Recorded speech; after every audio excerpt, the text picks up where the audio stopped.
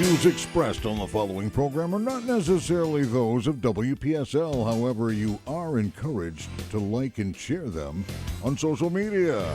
It's time for the Sue Ellen Sanders Show. Find out what's going on around here. Check out Sue Ellen Sanders. She's here. And here's your host.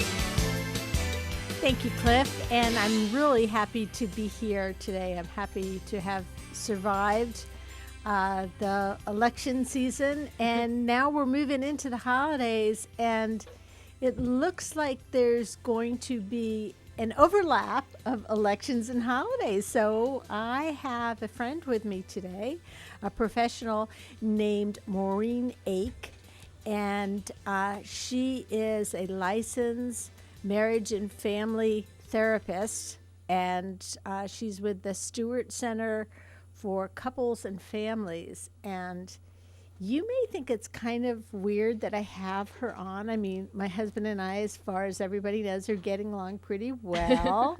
We've been married for 30 years, but family means a lot more than your significant other. Yes. And Maureen, I saw that she was doing a little clip on mutual friends' little newsletter talking about how to deal with all the different opinions that have come out of everywhere. And even people who never had opinions before seem to have opinions on the way the world should be run and the country should be run. Yes, and right now. Thanks, Sue Ellen. Thanks so much for having me on today. I really appreciate it. Well, I'm really looking forward to hearing what you have to say and taking notes.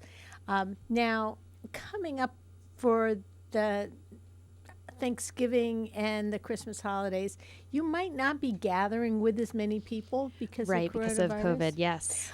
But you're still going to probably be gathering with a few people or some people, or maybe you're going to be Zooming, or maybe you're just doing your family gatherings entirely virtually, or, maybe your neighbor was formerly your son's campaign manager. Yeah, well, he is the campaign manager of her opponent, and she's like one of my best friends, and she's one of my closest friends, and Yes. Our political differences were great, but our dogs love each other, and especially, you know what? I think coronavirus has gotten us to a point where we're more appreciated and appreciative of the loved ones in our life. Yes, I agree, 100%. So starting with that, we appreciate them more, we love them more, we're closer to them, and so it hurts more when we might disagree with them. So as I was preparing to talk today, I was really thinking about how it is that we come to these belief systems, what happens for us in terms of our own mental processes, and how it does affect us in our relationships. And going into, obviously we just had election season, still kind of figuring that out. Yes, still going. and Still actually, figuring it out. as it continues to go on, the discussions get more heated. They do. So typically we are raised, in a family system in which we are raised to have similar belief systems. And that's pretty typical. So it might be within the family of origin, or it might be within your small peer group while you're young. Mm-hmm. As you get older, you become more aware of different thought processes, and your thoughts perhaps might become divergent, right, from the typical of what you've been raised with. So when you begin to think differently, and this is just in the small microcosm of family systems, there's an expectation from the parent to the child that they need to continue to think the same way, and that typically doesn't happen. And sometimes it's the opposite. Yes. Exactly. So when we do become divergent in ideas, especially political, we almost feel a resentment or an anxiety that someone's not thinking the same way that we are. And so it's this unmet expectation that you're not thinking the same way as I am. And so therefore, there's a discord between us. And so how do we talk about that if we want to? How do we talk about that safely and in a way that feels comfortable within family systems? Or how do we just brush it under the rug? And I know a lot of people do that too. And, you know, when you're talking about family gatherings, sometimes you're also talking about having some alcoholic beverages too. Oh, yeah. And then even with your best intentions that you weren't going to bring up this or that or him or her, you do. And the other thing that I have found over the years is that as our nuclear family doesn't stay in one place anymore, as they might have in my mother or grandmother's day, my family has expanded to chosen family or friends that are like family. Yes. Friends, family, put together, family. Yeah. Yes. And so you have like, you know, maybe a Rotary Club that's a close-knit Rotary Club that you're going to all the time. And, you know, during most periods of time, politics are not on the table, but when they're first and foremost on everybody's mind, they might be. Especially this year, it's become so interesting. The number one, the polarization between candidates, and also the polarization between parties in general and the United States. That again goes back to my idea of the expectation that, you know, our country has a few mottos and a few belief systems: liberty, freedom, justice for all. And so all of us take those words and we put those in through our filter system, and we create our own belief system around what that means. And we have that expectation that someone else needs to think the same exact way about those words. And so getting back to, if we're at a holiday and people aren't thinking that freedom means the same thing, we might be putting back a few too many wines, we're going to say something typically. For example, somebody younger might think freedom means to tweet anything you want. Yes. And somebody else might think that freedom just means to be able to come and go from your house without any issues. And right. It's a whole different thing. Now, are opinions contagious?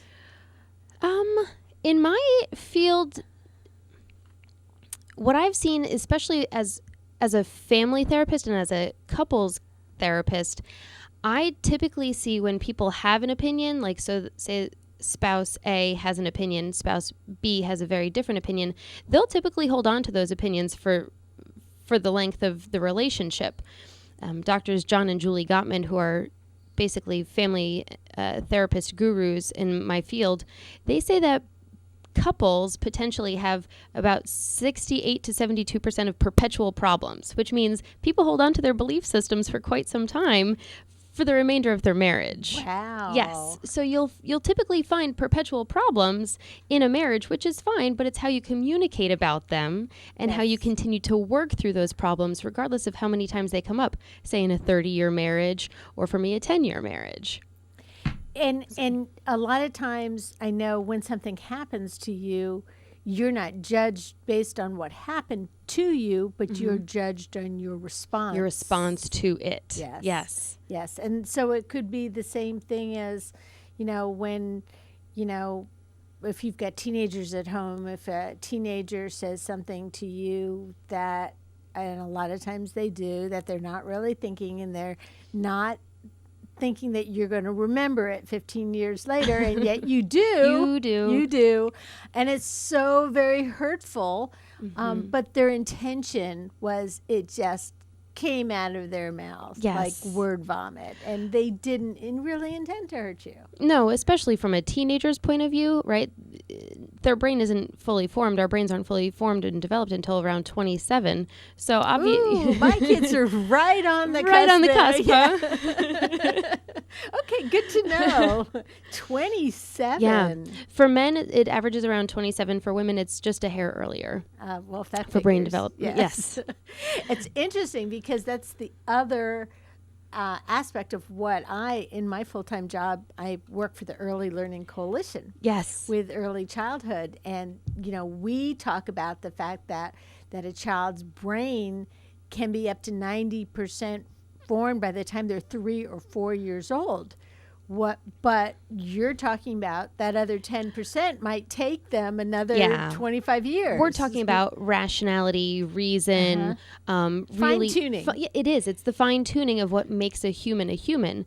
Children are so absorbent in understanding things. They can understand and comprehend and hold on to ideas, but it's about implementing those ideas and using our rationalization techniques to be able to understand nuance and things like that. The other thing that I've seen in my past experience too is that even as my kids are young adults now, or when I was visiting my mother and I was an adult with children of my own, I still reverted back to that kid when I was in her presence. And my kids, who for the most part who act very adult, still would do the same. Yeah. I think that that's a really interesting way in which we do revert back. Sometimes we revert back in certain ways. I know, thinking about myself with my mother, I definitely have certain belief systems about how our relationship is, how it ought to be, because of those early childhood experiences or just how I was raised in general. However, when she sees my boys running around the pool and she starts to, discipline them, I'm like, Mom, I got this. Don't worry about it, right? So that's when I become divergent in that belief system where I'm not her child anymore. I am the mother, right? So we flip-flop on some of those things. What now. does she say when you say, I've got this? She's like, okay, you're right. All right. So, and that's it. It's interesting because several of my close friends have just become grandparents for the first time.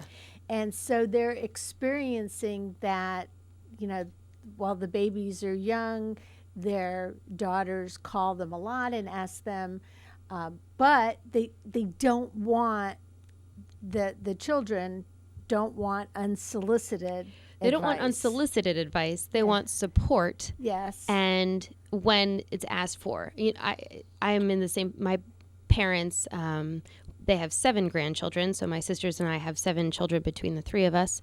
And I'm the youngest. So as the youngest person in my family, I've also been the observer a lot in how to approach my parents, how to listen to them, how to talk with them, and also how to parent my own children too.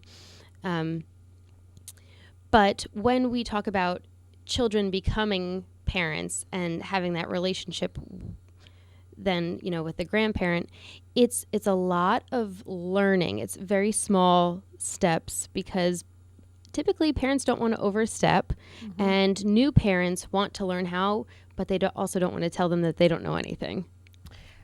It's funny because my mom, who was 91, passed away in the spring. And I'm sorry to hear that. Well, she lived a good life and she was ready to go. And but when my sisters and I got together, one of the stories we started telling each other, and there wasn't a traditional funeral or memorial or anything because it was April COVID. in Florida, and but one thing my sister and I got to comparing stories was about, I said,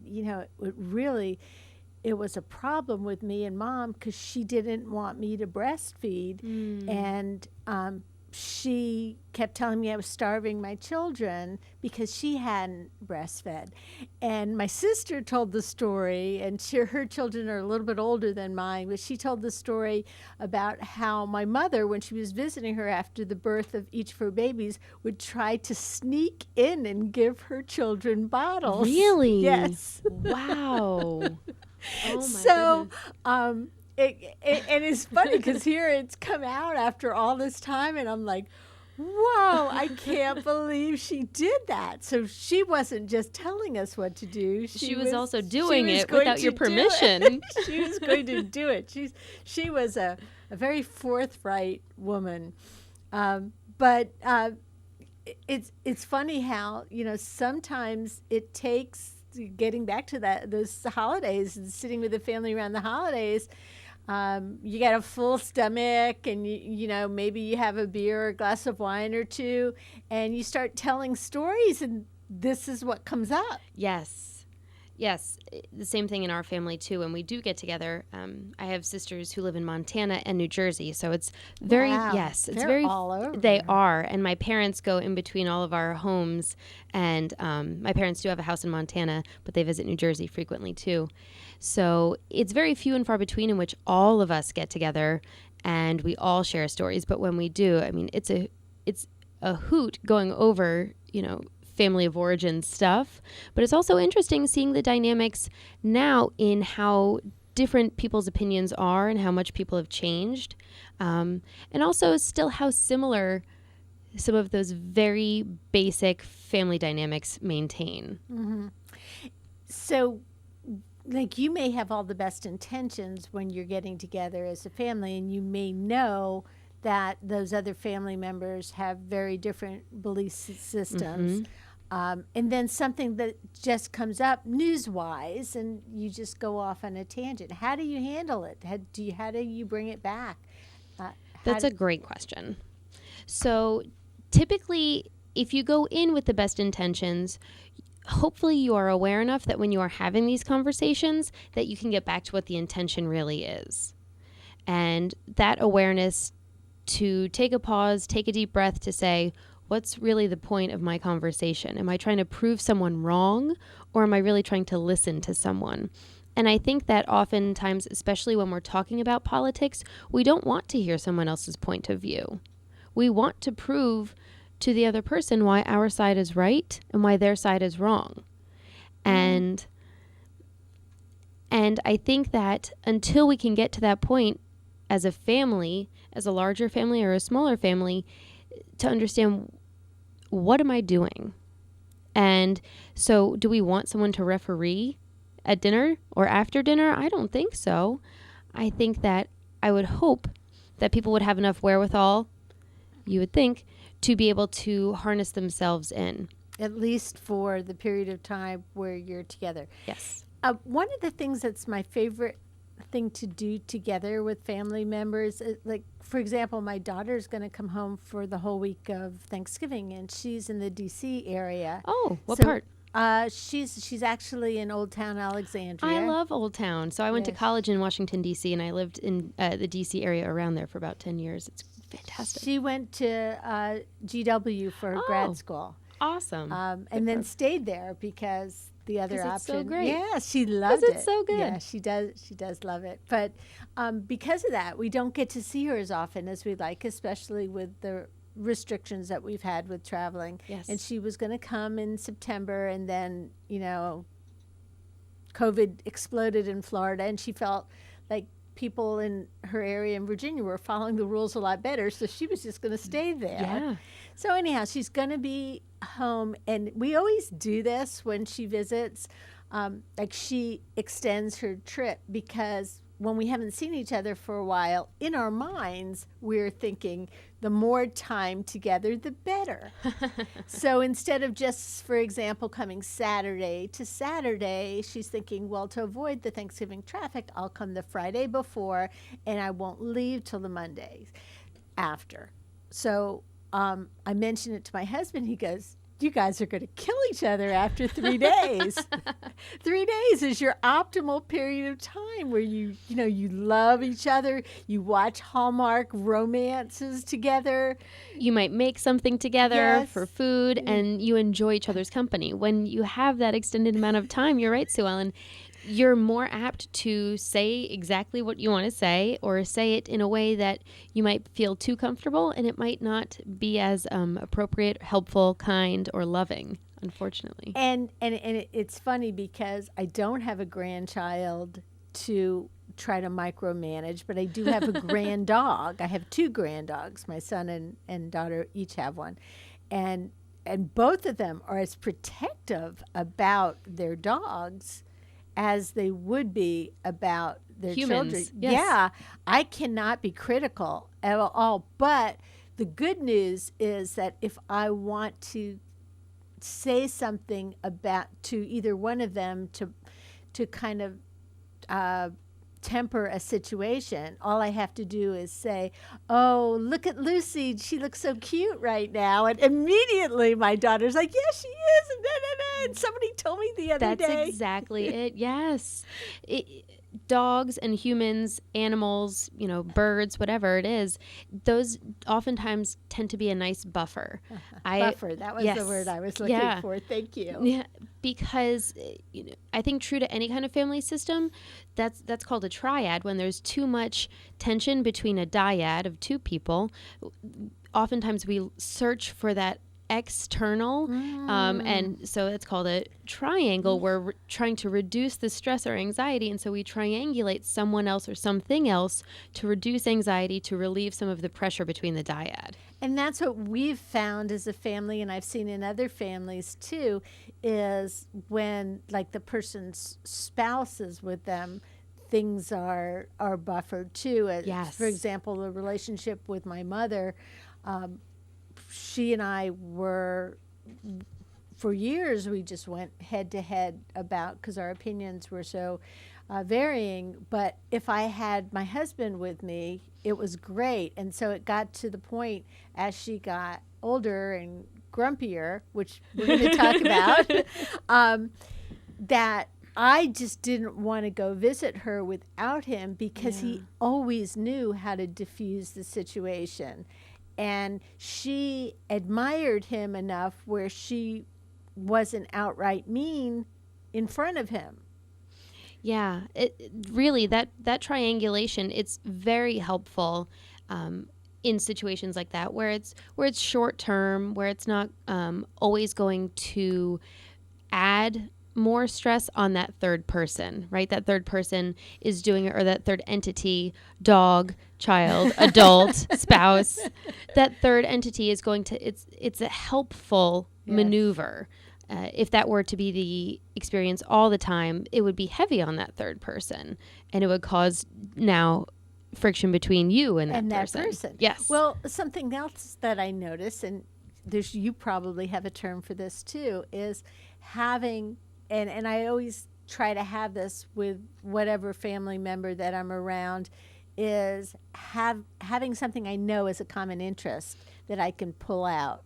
That's heavily important. Again, to bring up my mom, God bless her, loved to read. And when her vision was starting to go, she, for years, would listen to audiobooks. And so they would send her a big list of things that she could pick from.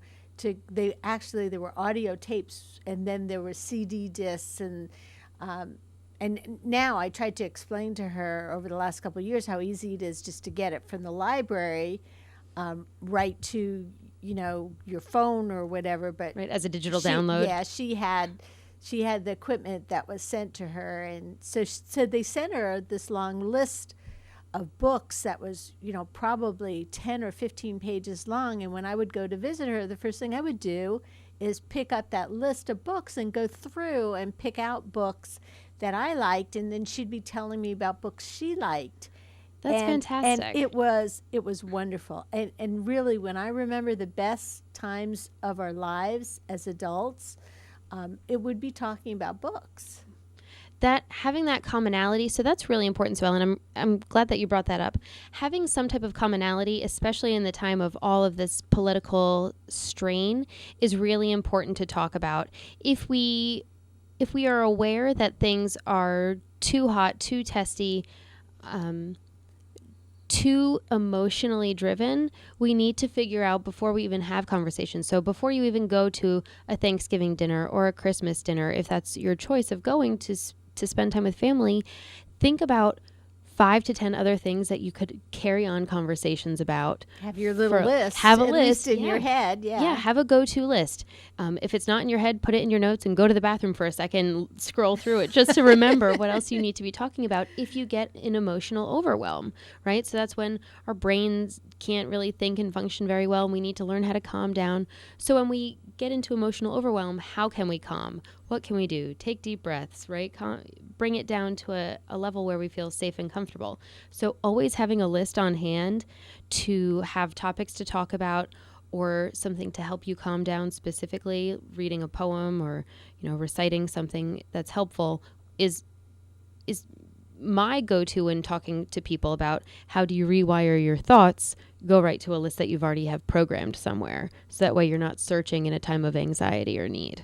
And sometimes you'll find, I think, that whether it's friends or family, that there's always that one person, at least one person in the crowd, that can turn anything into an argument. Oh, yes. How do you handle somebody like that? I think not engaging. If you're not wanting to discuss it and someone does say something that might seem like an attempt to engage in political conversation and you're just not there, you can say, I'm not doing this today. You can have strong boundaries. Or you can say, that's not what I want to talk about.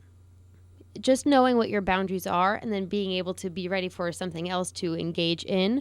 Or you just say, not today. And you can walk away, right? Especially here in Florida, you can walk outside. It's not freezing cold. There's no snow. But having boundaries or having a third person with you to help you maintain those boundaries, but also saying it in a way in which you remain steadfast and comfortable with that decision that you're making. So it's not like, I don't think I want to talk about this, right? Because then that person might say, well, yes, you do. Let's talk about it. And sometimes people don't realize when they're raising their voice. Mm-hmm. And so maybe it's not what you say, but how you're saying it. Tone, intention. There's so much that goes into communication that's we can talk about verbal communication, but we can also talk about nonverbal communication, how our body is expressed, our eyes, how our eyebrows are raised, or how we use our hands. Hands crossed in front of your chest. Yeah. I don't want to talk about it. Yeah. So all of those things go into the communication. I know that my family, some of us can be loud spoken, and so it's about understanding. And so then if someone's speaking loudly, I might just stop talking. And wait for them. And wait. Yeah. Just to get the room back to an even level. Because for me, I don't like discord. I don't like a lot of clamoring or yelling. That's not the way that I was raised. And so hearing people really raise their voice to have their point proven, to me, that just seems, okay, well, what are we doing here? Are we just trying to talk the loudest to prove a point, or are we really just trying to have a communication? Yes. Yeah. And also, it's according to what you're used to as a family, too. I can remember bringing my husband to a family dinner for the first time and trying to explain to him. And we weren't a traditional family. My parents had divorced when we were very young, and my dad had passed before I brought my husband home, so it was just us girls and my brother, but it was, so there were 4 siblings and my mom, and we were used to sitting around a table and talking loudly and just kind of, the food was there and it was important, but you didn't really it wasn't the primary thing. The communication. It was Yes. like talking about what happened. And sometimes the person who talked louder was the one who got to talk first and Yes. got heard. And sure, this is what we did when we were young and when we were teenagers. But my husband's family didn't do that at all. They hardly talked. When they sat around the dinner table, they ate and they passed the food to each other. And their primary function at the dining room table was eating. To eat and not to have communication. Yep. And so it got him uncomfortable. And so I tried to give him a heads up. Just because the voices are loud doesn't mean we're angry with each other. It's just the way we communicate to each other. But, as it's turned out over the years, that it has also reflected anger. So, but again, some people don't communicate loudly at the dinner table. Maybe all their communication when they're angry with somebody is in hissed voices in another room. Yes. Ours was always out in the open. There was no Right in talking front. behind anybody's back in my family. That's funny. Same here. To be honest, I never heard my parents ever have an argument the entire time that I was living under their roof, and that was, 18 years. And so they created a very specific message to us that if you have a problem, you go directly to the person and you talk to them about it instead of making it everybody's business and everybody's problem. And so that was a very direct message that I've always received. So as I was dating and, there were disagreements or arguments, I'd be like, I don't know what to do. I don't know how to talk about this, because I didn't really have a lot of conflict with my sisters besides like someone borrowing a shirt. Right. It was never a lot of conflict. And you were the youngest. And I was the youngest of 3 girls. Yes. So I was the oldest of 3 girls, and I literally rented my clothes to my younger sister. That's amazing. What's Very amazing smart, is entrepreneurial. that she paid. That she actually did it. Yes, yeah. I don't. It was like peanuts. But the point was that she had to pay to wear my clothes because she was 3 years. She is 3 years younger than me, and my clothes we could have had exactly the same shirt in 2 different colors, and mine, in her eyes, was better. And instead of encouraging that worship, I took advantage of it. And yet the other sister, the youngest sister, she was younger than the 2 of us by she's 9 years younger than me, so she was 6 years younger than my other sister. And so nobody fought with her because she really wasn't part of the dynamic other than to be the baby sister. Yes. I have an older sister who's 10 years older than me, and so she was basically off to college by the time I was 7. So you never fought with her? Never. Yeah. Never. And so it was just me and my middle sister, and she's 2.5 years older than I am. However, she was much more protective of me. She was I very rarely remember fighting with her. Well, I probably could have taken a lesson. But we didn't fight as much as used sarcasm. And that's another thing is some families and some friends are more fluent in sarcasm than others. And sometimes somebody might say something, and I've been in families that were way worse than mine ever was, and they say something that is, I think, out and out mean, and everybody's laughing about it. Yeah, it's really interesting hearing how people approach their own families, and I see a lot of that with couples.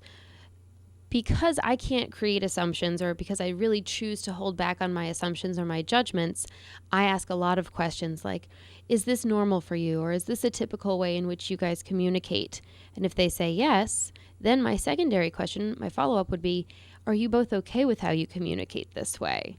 And so someone might say, actually, I'm not okay, but this is just the way it's always been, so we can't change it. Whoa. Yes, we can if you want to. But there's a lot of... both of them have to want to, But right? both of you have to want to, and both of you have to understand why this is problematic. if you see it as problematic. And then we can talk about how it affects children and children's views of communication and how they communicate with peers and, their elders. And so there's tons of ways in which we communicate. So we can use sarcasm, we can use our loud voices, we can be very soft, we can be very reserved, we can be really playful, really funny and creative and imaginative, play lots of music and dance. And it's all about, is this in my comfort level? Am I okay with this? And so finding a partner, finding a spouse, finding friends, we want to be able to gel in certain ways like that. And I think that again comes back to politically why sometimes we feel like we gel in so many other areas. However, this political aspect, this political arena, we're just not gelling. And that's a disappointment.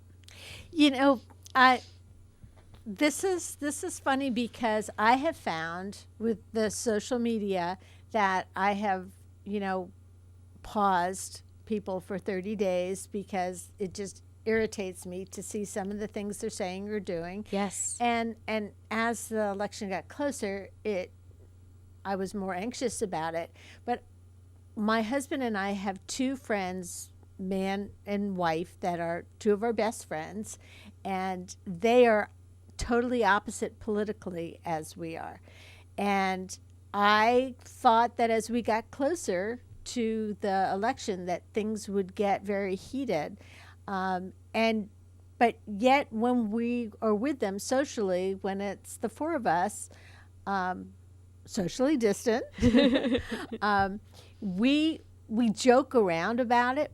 At the beginning, when we first get together, we're careful and we kind of tiptoe about it. Yes. And then as the evening goes on, the joking, we can tease each other about it, and it's okay. And our conversations with each other never get mean and never get personal. It's never "you stupid idiot." Yes. And I think that this couple is my poster couple for how to get, and I don't know if it's them or us or a combination of both of us. It's the chemistry between the four of you. And I also think that Sue Ellen, probably goes back to your intention. You value the relationship that you have with them. And it seems like that they really value your relationship too.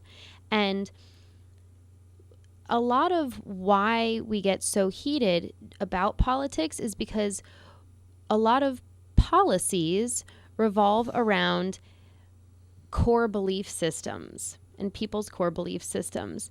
And when someone doesn't agree with your core belief, it knocks you. And so you can choose to understand that they have a difference of opinion, or you can choose to cloud the relationship in judgment by judging who they are as a person and then creating assumptions about, creating negative assumptions about them in general. Well, for example, and I don't want to get particularly political or anything, but for example, the other parents whose children were on sports teams and in drama with my children that are parents that I've been friends with.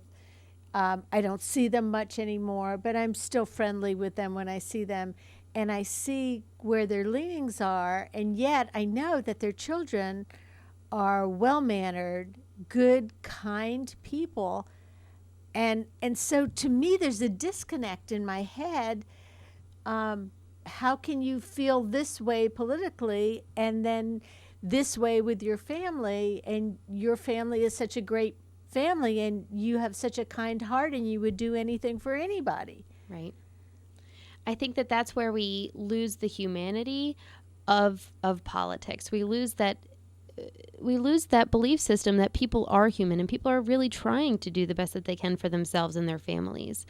And sometimes the policies that they agree in, or the policies that they believe in and are firm about, might not agree with yours, and that can create some dissonance and hurt.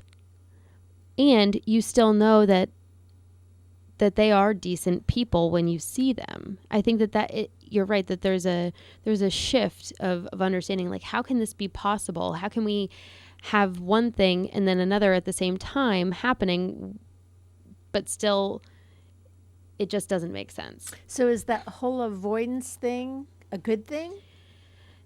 If it's temporary? It depends, who are we avoiding and why are we avoiding it? Mm-hmm.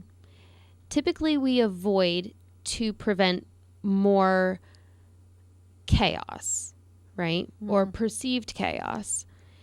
And sometimes we avoid just because we know that it's not going to end up being beneficial for either person. And I also think that typically when we have a conversation or when I'm doing couples therapy, people want to know why the other person is upset. People want to know, how can we fix it?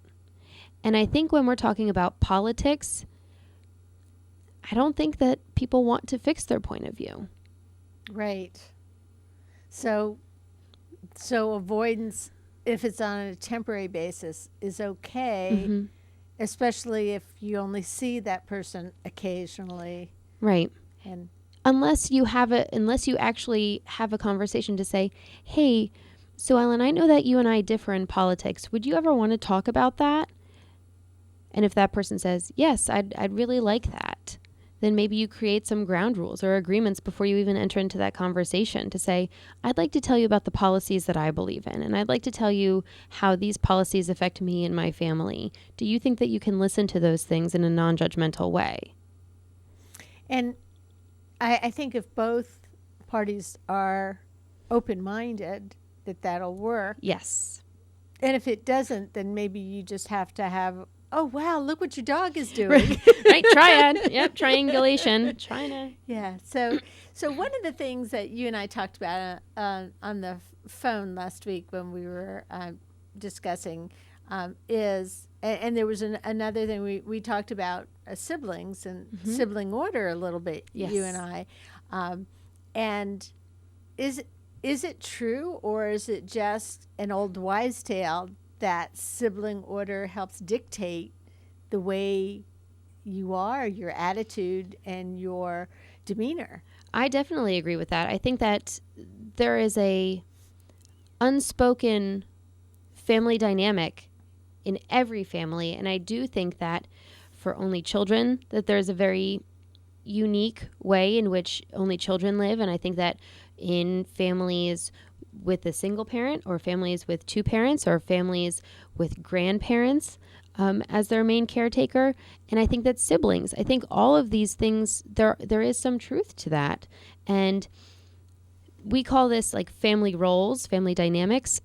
And I think that people play family roles in an unknowing way until they are conscious enough of it. Mm-hmm. And I know that I was conscious enough of it, being the youngest child, seeing my older sisters get into trouble because of their decisions. My position was, ooh, watch and learn. Don't do that. Do this. Make sure you're home by this time. Okay, definitely do that. And so that was my position as a third child. I have the two children. One's a boy, and he's 15 months older than the girl. And he did his thing, and she was completely opposite. He was into drama and singing, and he was very dramatic acting all through his life. And she was into sports and more sports mm-hmm. and activity. And we like to joke around that she was not the Jake. that when she was a teenager, that she would just do the opposite of what she saw him doing. Yeah. He didn't like nature, so she loved nature. He was a picky eater, so she ate everything. And I think it really got to the point where she was doing it subconsciously, but as a young adult, I see her being more conscious of it, and I joke around about it. And the whole not the Jake thing comes from, I don't know if this was before your time too, there was a dinosaur show where Not the Mama? Not the yes, Mama. That was yes. definitely in my time. Okay. Yes. So there were dinosaurs. There was a mama and daddy dinosaur, but they the baby dinosaur called He her. would hit the dad and say, "Not the mama, not the Yes, mama." He didn't have a name. He was not the mama. So, but I think that that's pretty typical of children, though, to be able to create your own identity and to not necessarily do everything the other sibling does. I have 2 boys, and they're 21 months apart. And while my littler one tries to really be on the same playing field in every single way as my older one, who's 7, Sam, my younger one, he also loves to do other things that are very silly and outgoing. And my first child, Patty, he's much more reserved. But when he sees Sam being silly and Sam's getting a laugh from us adults, then Patty will do it too. to get that attention. The other thing that there were things that both my children were naturally, and they were opposite, but not planned opposite. But I think when they were like 2 and 3, I saw one day we were playing with the laundry in the laundry basket. Actually, I was folding the laundry and they were getting the sheets out and putting them over their head and then walking around like they were ghosts. And my son put the sheet over his head, and it was just slightly opaque, so you couldn't see very well at all. And so he kind of walked around carefully. My daughter put the sheet over her head and ran like a banshee and slammed right into the dining room table and had an enormous lump. But that's still the way he is. He's cautious about things. He moves cautiously. If we go skiing or rollerblading or something like that, his plan is to never fall down, and he'll go a little slower so he never falls down. Her plan is to get down the mountain or around the skating rink as fast as possible.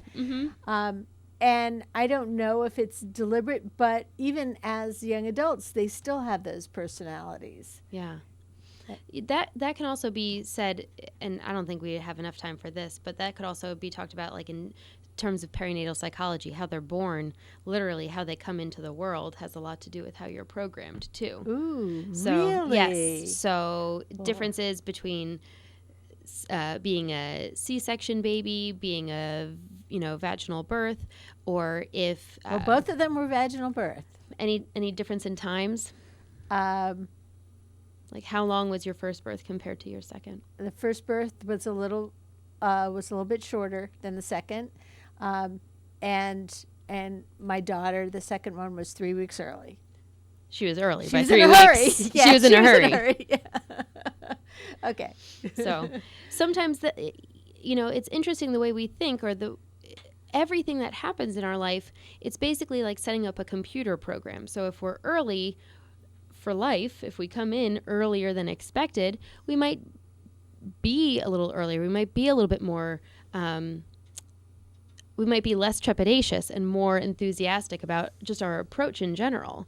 And if we're, it just all depends. I know we don't have enough time for that, but well, we got about 6 more minutes. But I do want to get back to the whole family dynamic. Yes. And how to successfully get along, and the tripod or the triad, yes, is a successful way to do it, at least as a temporary basis. Having a list, also having a premeditated perhaps conversation with someone who you trust, who might be quote unquote like on the other side, who might think differently than you.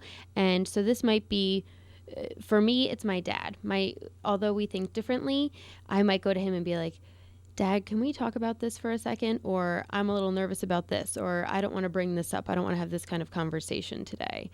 And so I have him as like the trusted person on that side, so that he can kind of be the buffer. It's not quite being my triangle, but he's almost a buffer where we can say, all right, this is a boundary. We're not going to talk about this, or we are going to talk about this. And maybe even your significant other or your son or your daughter can have a code word. Yes. When they see you moving into territory that you swore you weren't going to do. Yeah, that's not safe. And that's the thing about family and close friends is they love you, they know you well, and they know how to push your buttons. Yes. And they know exactly what to say that is going to get the greatest reaction. So keeping that in mind.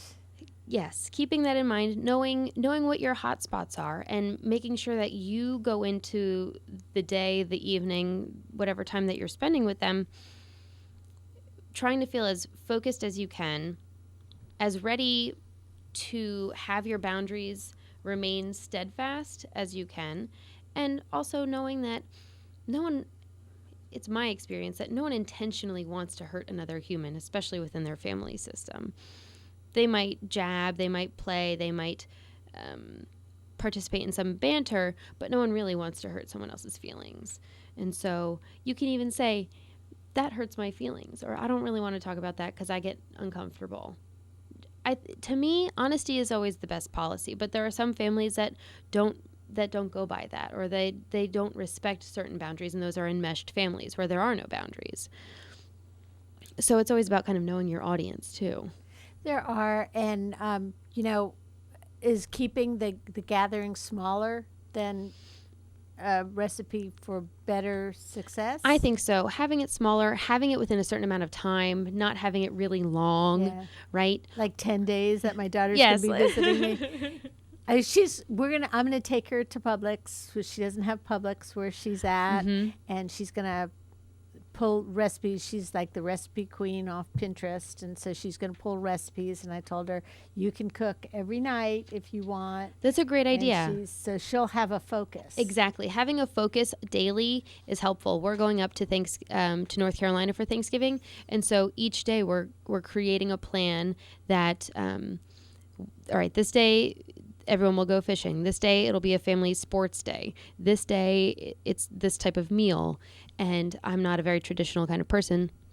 So we're going to be just doing an oyster roast for our Thanksgiving instead of a traditional turkey. So we're trying to shift the dynamics of understanding what the focus is and being excited about that and planning that way. Your boys will eat oysters? My older one will. Yes. He is so adventurous. My youngest one, no. He'll eat chicken nuggets. But we've had vacations full of chicken nuggets too. But so Maureen, you are a licensed family and marriage and family therapist, and you're with the Stuart Center for Couples and Families, and we didn't even get into the whole coaching thing. I know. So I think you're going to have to come back. I would love to. Maybe in December or January, and we can talk about around New Year's resolutions. Maybe you're planning on changing yourself in some productive way, and that will be wonderful. I would love that. Thanks. Super. Maureen Ake has been my guest. You've been listening to the Sue Ellen Sanders Show. We've been chatting about how to get along with your family during the holidays, even if you have differing politics and opinions. Thanks for joining me today. We'll see you next week with more. The Sue Ellen Sanders Show has archives on YouTube under WPSL TV. Be sure to subscribe, like, and share. And tune in on the weekends on the radio for the Sue Ellen Sanders Show. Look at the schedule at WPSL.com.